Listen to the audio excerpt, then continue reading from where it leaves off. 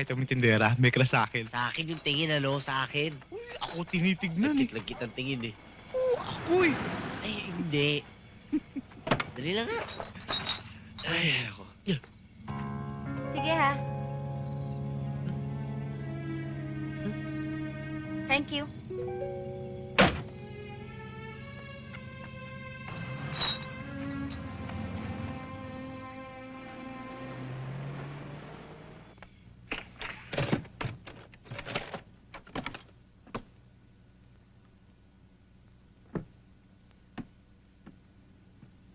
Wala ka ba nakalimutan? Mukhang masarap ang linuto mo ah. Kaso busog na ako eh. Masarap ang kinain namin. Sandali lang ah. Magbibisa ako.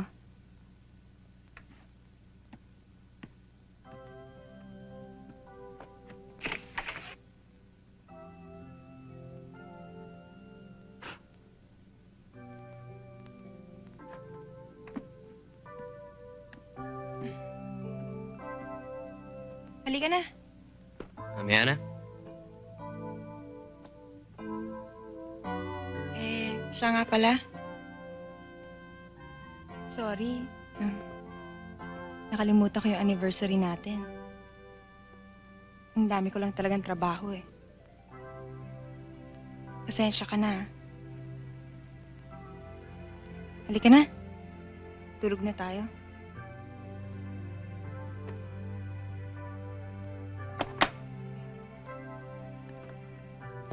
Cindy, kilala mo ako. Hindi ako mareklamong tao.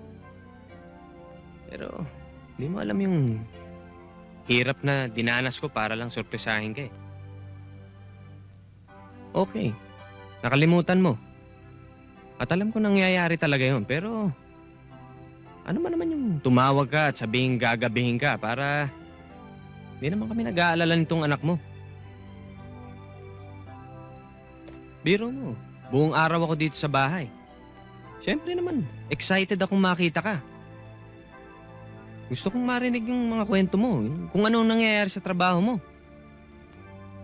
Konsuelo ko na yun eh. Masisisi mo ba ako, Cindy? Cindy?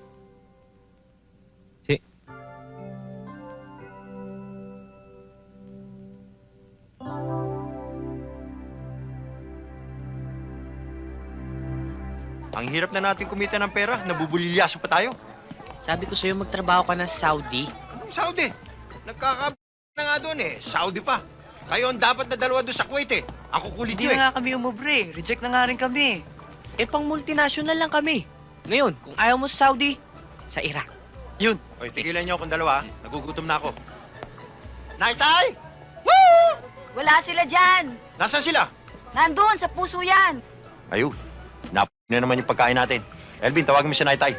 Andoy, halika, hanap tayong pagkain. Bisa mo.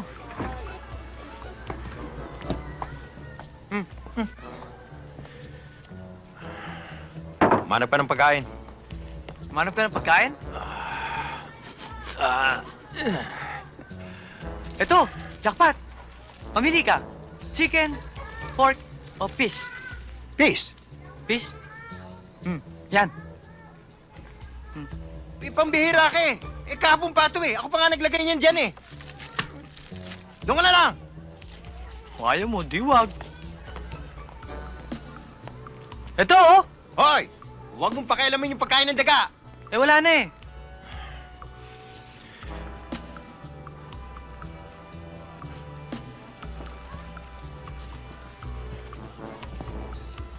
Bagay, lamantin din to.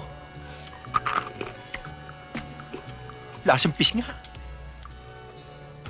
Pero panis. Rosana, Christina. Samahan niyo na muna sila doon sa kwartong gagamitin nila, ha? Jack, sina Rosana at Christina na muna ang bahala sa inyo, ha? Salamat po. Lugto, pahiramin mo muna sila ng damit para makapagpalit sila. Eh, saan naman ako kuha ng mga damit? Yun muna ang ginagamit mo, pwede na yun. Father naman eh. Alam niyo naman kukunti yung mga damit ko eh. Ayan, ayaw ata, Father. Mabigat ata sa labo. Father, yain na. O yain na, mabaho na lang kami. Hindi Sige maaari yung na naman, Log ganoon. 2. Papalitan naman ng bago ni Father yan eh. Oo nga naman, Log 2. Magaan sa kalooban ang nakakatulong sa kapwa. Nakita mo na yan.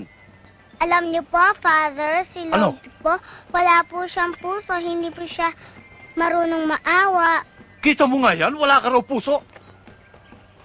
Kayo ha, pinagtutulungan niyo ako ha. Father, may sinasabi ho ata siya. Ha? May sinasabi ho eh. May sinasabi ka nga ba? Wala po! Oo siya. Kayo na muna ang bahala sa kanila, ha? Aha. Yes, Father. O sige Sige na, na. tara na.